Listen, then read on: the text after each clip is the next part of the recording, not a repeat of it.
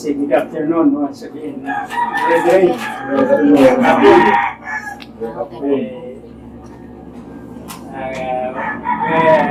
only enjoying our experiences in the morning. We attended the Sabbath school in Cabindan because we met the brethren there. But most of all, we want to see those who are already interested and who have studied with us in the rod, the members of Brother Well, who is still in Mindanao doing missionary work, and he is texting me that our stand is very strong, and it's somewhat strange for him, for their members in the SDR before, and especially to the SDS who are related to him, his uncles who are elders, and some of them are what we call the laymen in the Adventists are well versed in the Bible, and some also well versed in the testimonies. So we only wanted to visit the wife of Brother Rowan to encourage her for quite a long time already that her husband was absent from home. And I want to see also Sister Honey. But Honey is also in Mindanao. But some of the sisters of Sister Stella's wife are there. And I thought they will be present also in the morning. But I noticed that there is still a kind of spirit which signify the kind of spirit of separatist.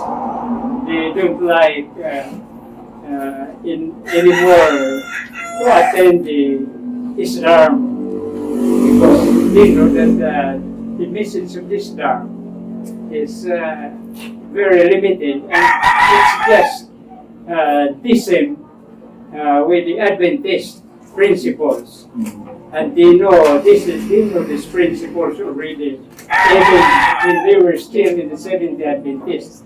Only the Seventh-day Adventists, even among the members, the leading members and even ministers are not teaching it and not living in it, but they heard already this message which the reforms, the Islams are teaching. So that's only the difference.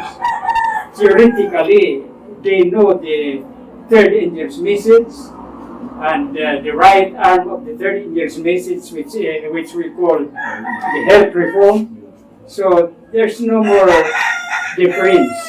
They have seen the greater light in the rod, but still they are there while they are now in the transition period, as if they cannot decide to join now directly to Vision or to Davidians, and as if they are also hesitating to separate from the reform movement, because they feel also that relationship, the kind of associations that they have for a very long time. But I see that our visit is was very beneficial for the brethren who were present there, because their church leader and their minister is very sick now, and their elder, we visit to their hometown in Caganito with Samuel Rubaca, and their Sabbath school superintendent was also in kilometer 77 Kapukan. They had a church there. They pointed that church to Brother Winston when we were traveling from the airport to Kapukan. You've seen that one. Someday, I hope you can be with me in visiting that church. And the minister there now is a local minister or pastor. Is Brother Iko. He was with us for a long time. Yes, Brother Romero. Is the full name of Iko? Brother Romero. Brother Romero. Ikoy Romero was our prospective minister, only he was late in deciding. That was until the time of Brother Pilgrim that he was not able to decide. But they were, I remember two of them, once Brother Gilbert, Brother Edward, and Brother three of them were mentioned when we talk about new ministers in the ministry. Brother Samuel, Brother Ikoy, we recommended these people. But that's the will of God that time did not permit until he was invited by the reform movement. And right now, we was paid monthly basis by 20,000 each month. And that minister, a new district leader who visited me last Friday, so it's Friday or no, that was Wednesday, when you just came to Liberty. Was also there in the morning. And he was there. He was the one who preached in the divine service, because Brother J.C. Rabbi is really ill.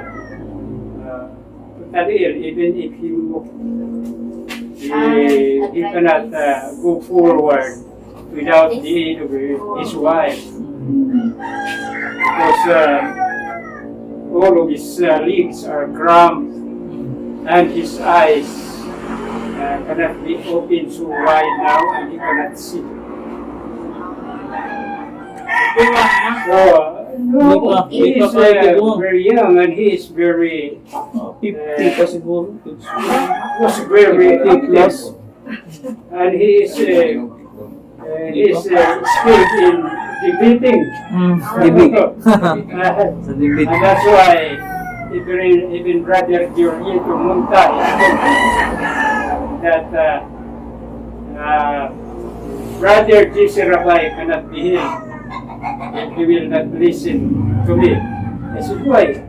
What did you know about his disease? He said, when they went to Matlav and the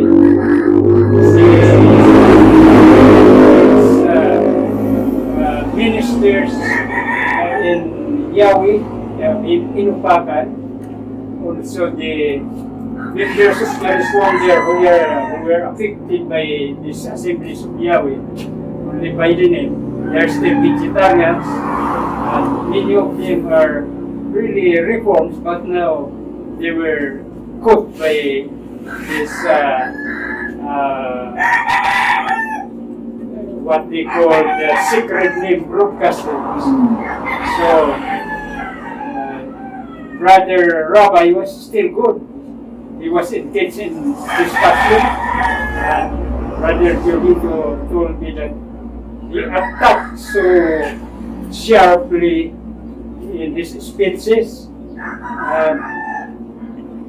The wife of the minister of Yahweh, that's different association of Yahweh, different from the one who are close to us. but that's another group. And the wife was a sorcerer, according to Brother So he told me that if Brother Rabbi will not go there and kneel before that person, the wife of that minister, he was affected with that spiritualism. We call that here in the Philippines, barang. Barang. The barang kuno ni si Brother Rabbi. Brother Jesse Rabbi. But I just like to visit all these people in Cavintan, even in kilometer 77 in Pisaris. Because they're always open to be with us, and they will give us a chance to talk about Iraq. That's the only thing I like best, because their prejudice was cut off because of our interrelationship before. We were always conducting symposium. Our symposium before, as we agreed, is was done every Sabbath, but it was in the form of rotation. For example, the Sabbath, it will be conducted in their church in Cavintan. Next Sabbath, in the place or the native place of Brother Willie Padilla. Then next, it will be in Liberty. That's what we agreed. But it was not fulfilled already when I got sick. And there was a time, the last time that we conducted our first Sabbath assembly in Liberty. Sister Honey and Sister Jenny got crushed in their motorcycle, and they were not able to attend our first Sabbath assembly in Liberty. And they were in the place, the room beside the meeting place of Brother Willie Padilla. And Brother Willie called him, "What happened to you?" He said, "We had been crushed." So it so happened that it was just near the meeting place. And that was about 10 o'clock or 10:30. So they were not able to reach anymore our meeting place in Liberty. So kay nanadayan Brother Willie, it is God who permitted that this thing will happen to you. The Lord did not permit you to go to Liberty. So that's a sign. That was the beginning that they did not come back anymore. I'll be good few times, but not during Sabbath, not during our assembly. We still go there because Brother Will was already staying there for a quite long time. So that's only my short part in giving you experience with them, and especially this morning. We were together with them. They gave me the part of the lesson study because of course the divine service was done by their worker, that new worker who visited me. The person of Brother Padje. His name is Padje Quaison. And he told me his mother, the family name of his mother, Nancy, is Arisa, the daughter of Minda Arisa. And Minda Arisa is the cousin of my wife. So we noticed that my wife, he learned now that he is related to my wife, because my wife, the mother, was this The grandmother of my wife is Arisa. Family name is Arisa. There are many reform Arisa in Surigao and in Pitos, Butuan City. So there was a good meeting that we have. But to follow the order, their policy, it's hard for them to give chances to speak in the pulpit for this church. But still, they are compelled to give the time to be in the lesson study. I thought that it will be like the time when we visited several times with Brother Ruel when we visited Bisares in kilometer 77. That even divine service was given to us. And that former minister of the Reform Movement who is no longer minister, he retired or I don't know as if he was disciplined. But he's still the elder of that church in Bisares. Anytime we go there, he will give the chance to us, and he believed in the kingdom because he had been also with the Church of God. The Church of God, Radio Church of God, Armstrong, Church of God, Seventh-day Sanctified, and there are so many Church of God here in the Philippines, and they believe in the kingdom. They believe in the establishment of the kingdom in Jerusalem. That's the thing I like to be studying with the Church of God because they are also Sabbath people. And the heart is with them. Let him believe spirit of this is inspiration of spirit prophecy. You don't say Advent please by Pacific yes. Is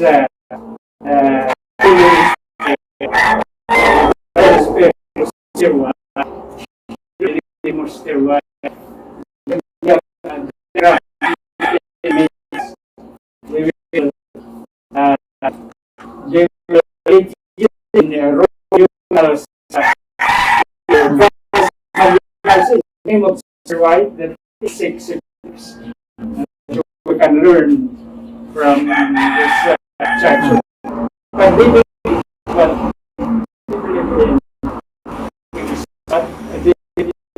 but still, we have to find change for their hostile against we have used power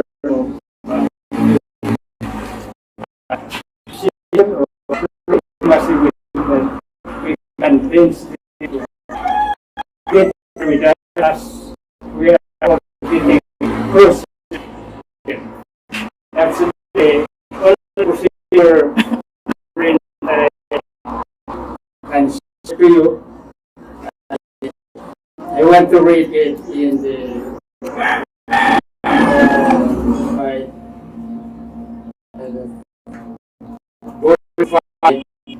paragraph page 30.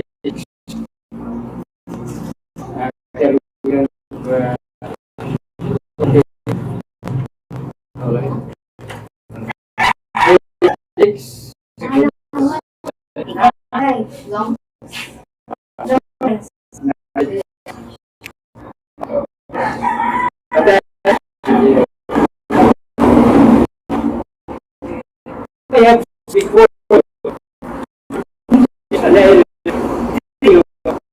there are being made. Really,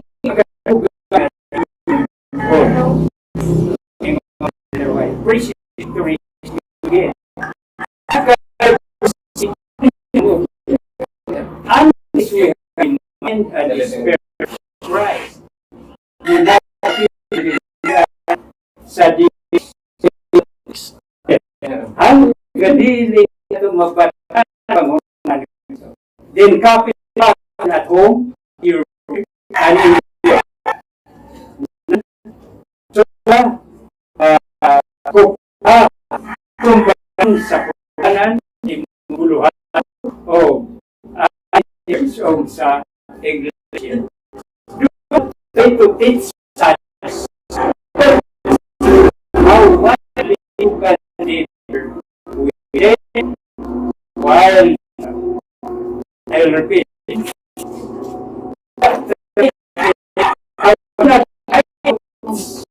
Others, how you can live from brain.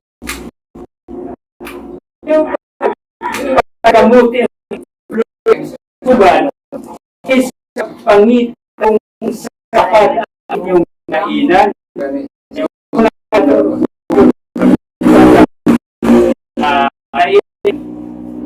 We will be thinking that they are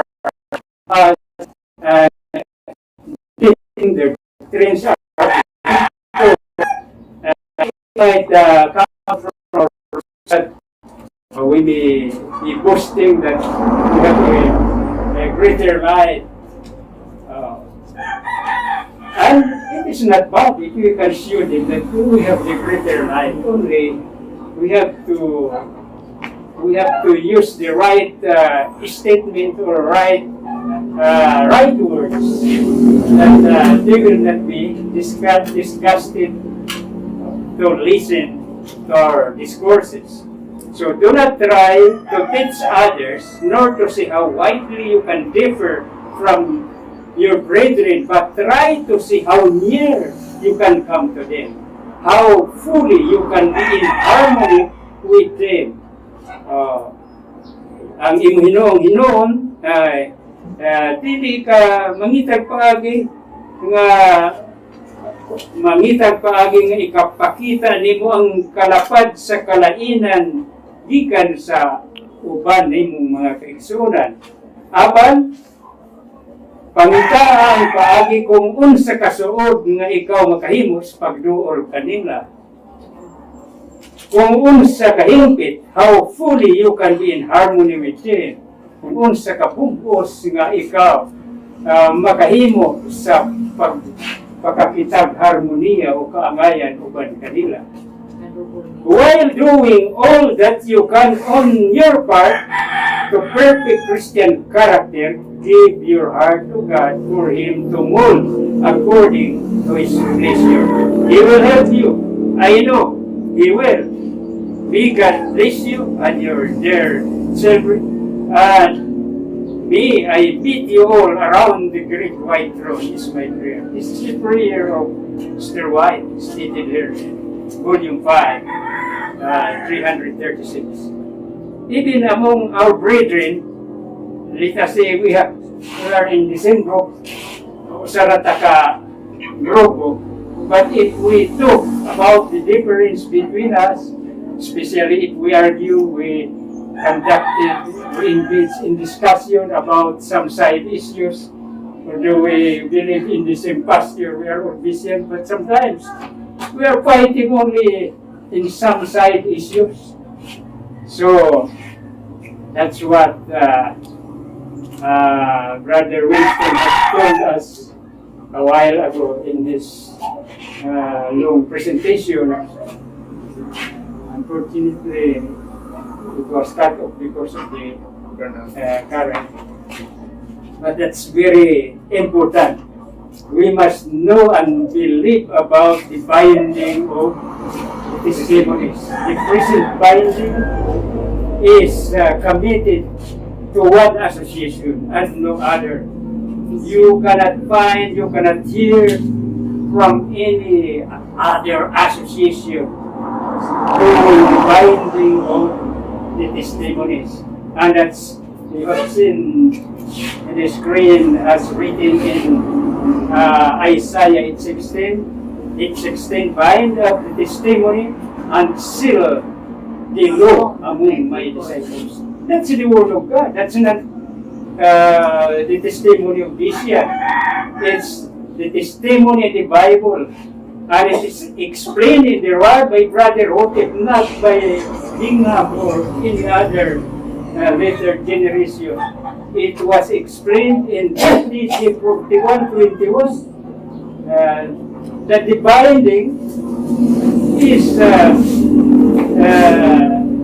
to seal the law among his disciples. And binding, if we will read that poem, the first binding, I can tell you, that the first binding that we must have to do is binding it in our minds. Binding the testimony in our minds is understanding and, if possible, memorizing the passages. So it will be bound. Step by step, it will be understood and it will be cherished in our minds. This is the explanation of Isaiah 16. It's written in TG 41:21. So it's already bound in our mind. Then, of course, literally, books are bound by papers, printed pages of the papers. That's book making or binding. That's written in Ecclesiastes 12:12. What is written, Brother during Ecclesiastes 12:12? That's right.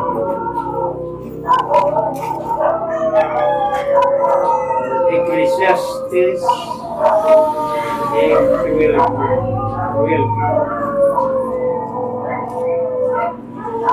And further by this, my son, be admonished of making many books. There is no end. Making many books, there is no end. And much study is awareness of the flesh. So because, like before, as Brother Winston recalled, he told us that people, and that's also my experience, shouldering many books in big bags when traveling to missionary works, even in nearby places, but it's already burdensome work. It's heavy because we are carrying volume of books. Because that's the time that we only know and study about the words of God from books. Number one, Bible plus the testimonies. How many testimonies? And now it's added by the rod. And another printed volumes of also series of books. So it's a wearisome study. Further by this, my son, the admonition of making many books, there is no end. And much study is a weariness of the flesh. Let us hear, following that verse is 13, let us hear the conclusion of the whole matter. Fear God and keep His commandment, for this is the whole duty of man. Well, the whole duty of man, as we know in this verse, is to fear God. But to fear God, in some other verses, it says to fear the Lord is the beginning of what? Wisdom. So we know that the only source of wisdom, as it is also in the subject we studied this morning in the Reformed Church, the only source of true wisdom is God, Jesus. According to 1 Corinthians 1:24, Jesus is the power and wisdom of God. And verse 30, He is our wisdom, our righteousness, our sanctification, and redemption. That's 1 Corinthians 1, verse 30. So, that's the wisdom of God. So, the wisdom of God is easily understood when we are studying even in books. But now, we have this bound of testimonies in the smaller forms. And that is the will of God. That it is hard to print voluminous books because they are like dark clouds. What is needed according to Zechariah 1,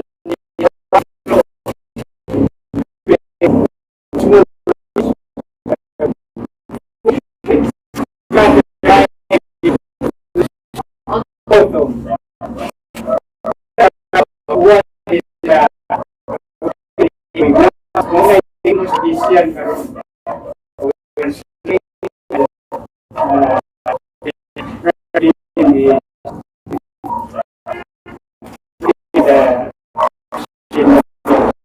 Little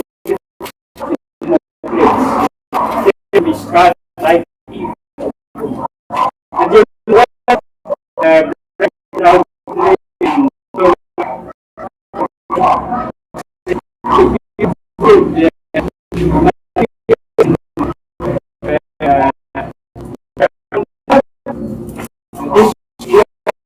by is a big thing so print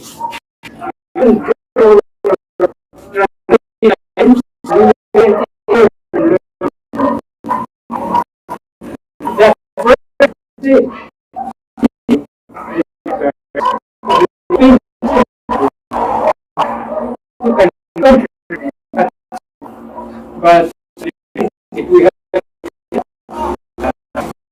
thing is great and it's what we if we have different we must not always about the that becoming married or so it's true that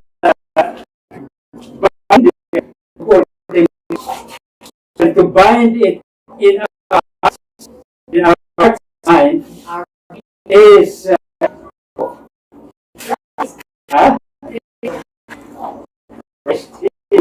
but directly what is saya ano by saya what I say at verse seek out of word of the Lord and read no of this so this book is the book of the Lord. It's free. Sa iyo ba? Sa basa iyo sa ikaw sa iyo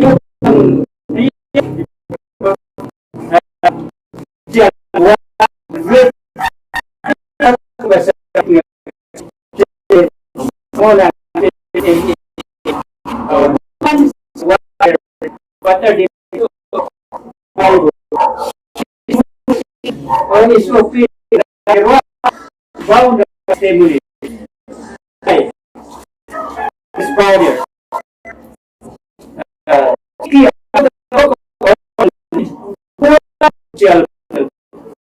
Ang siyang may pumayaw at man the spirit it other. So, God for this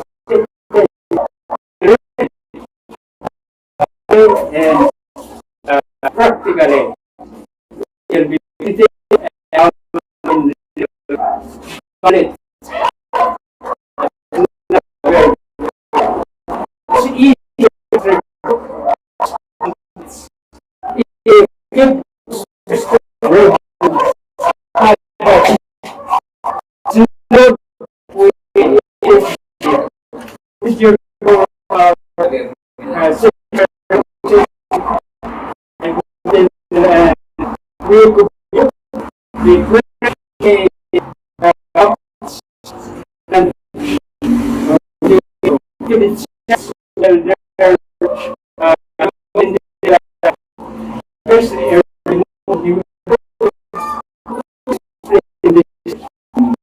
But what happened? So, these are not these are writing so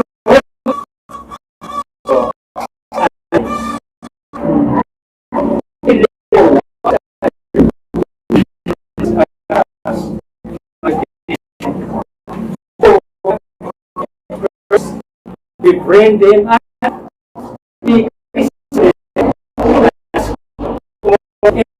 You can now is a little things that we will not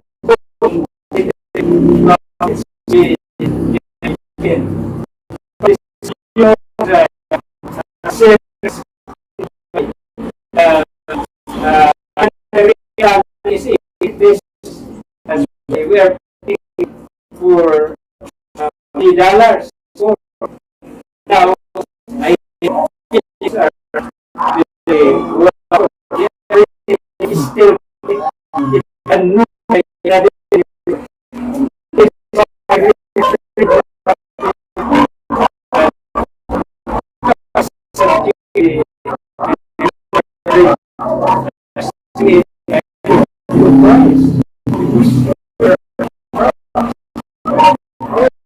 that's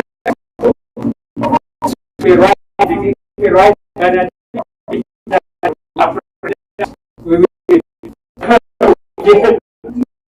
so looking at my research in their other roads only with the quality of thing or it truly power the people studies some under we are certain in meaning now by so sure under what Isaiah is with so the thing we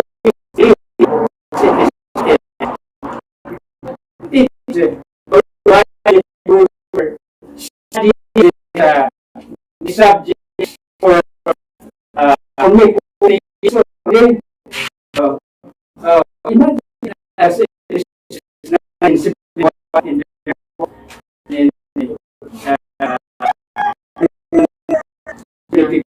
since it goes in can you have been I've been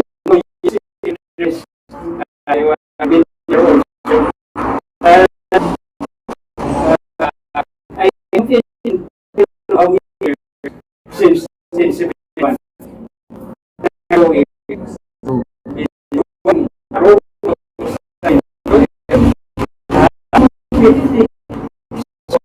but for 50 years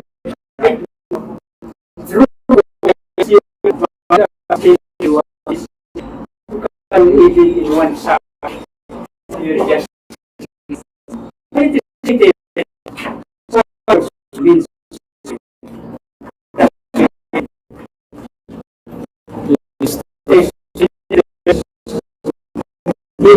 grade 9 grade 9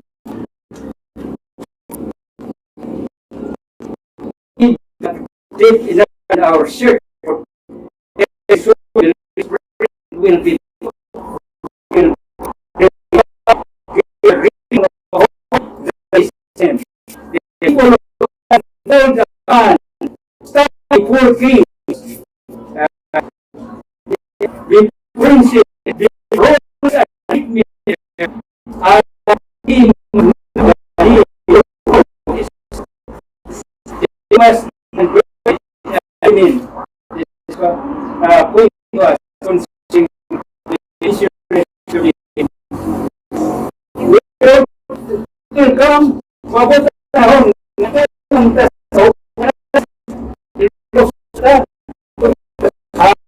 sa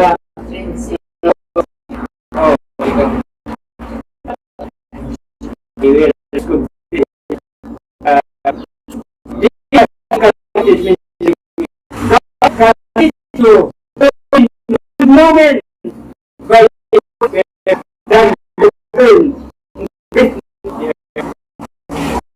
also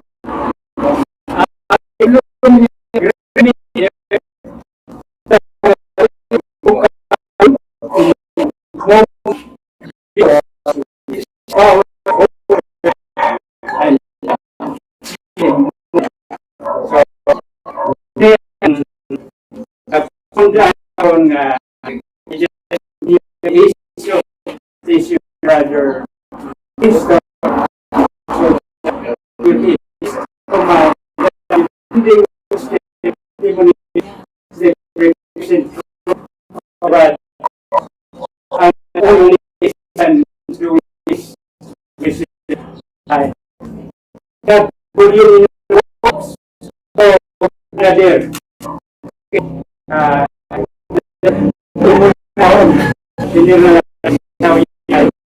and yes this pass from but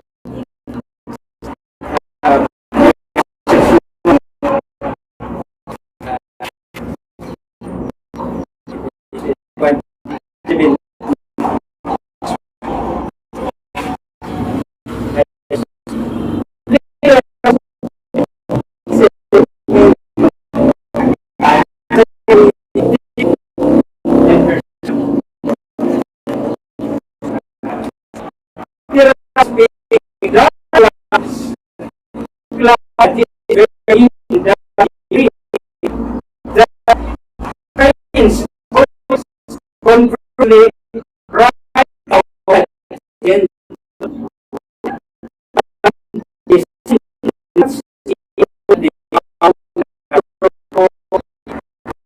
not kita mo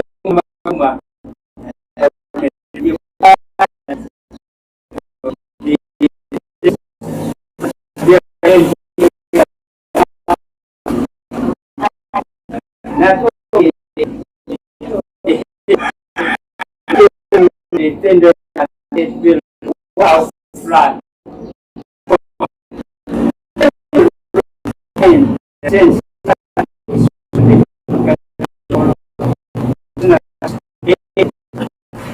it was paid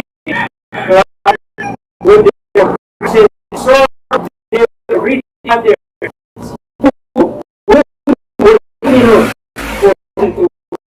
to comprehend but right now through leading beyond that comes in it is as to the recipient of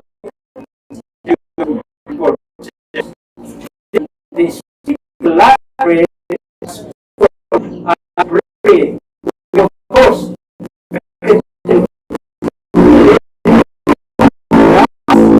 is that where with so much and is suddenly as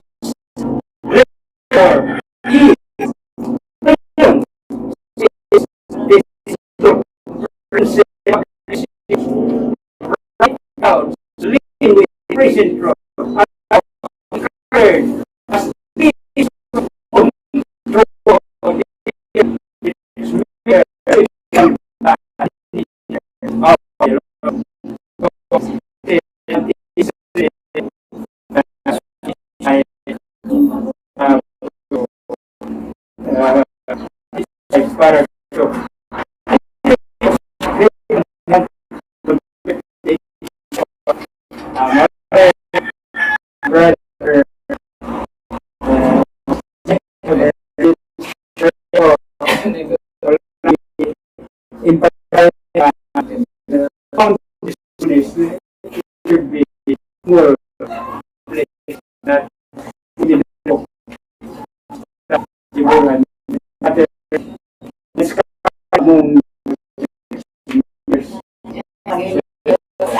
your